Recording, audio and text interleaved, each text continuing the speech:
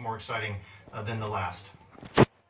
The future does look exciting. Now, as director of JPL, what would you like to say to those teams right now celebrating?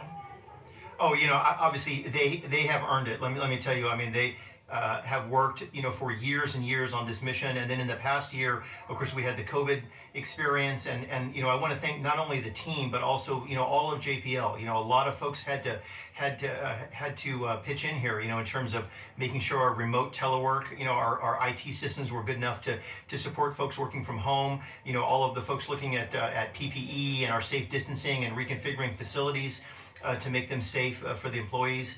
It's just an incredible amount of work by the entire lab, and of course, especially by this team.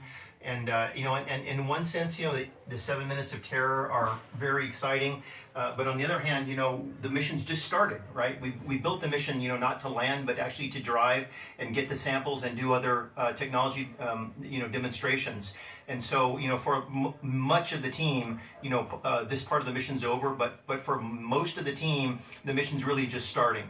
And so, I think they're very excited. But everybody, I think, can take a deep breath and a sigh of relief now that we are safely down on the surface. Yes, that collective sigh of relief, and I hear a lot of excitement and celebration behind me as well. So thanks so much for joining me, Mike. It's my pleasure, and thanks to everyone for joining us too.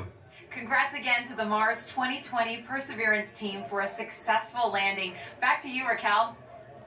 Now, there will be a flight test coming up for the Ingenuity Mars helicopter, and if this technology experiment is successful, it would mark the first time we have taken a power-controlled flight on another planet. Sometimes you have to do something just to show that you can do it. When the Wright brothers flew for the first time, they flew an experimental aircraft. And in the same way, the Mars helicopter is designed to show that we can fly powered helicopter flight in the Martian atmosphere.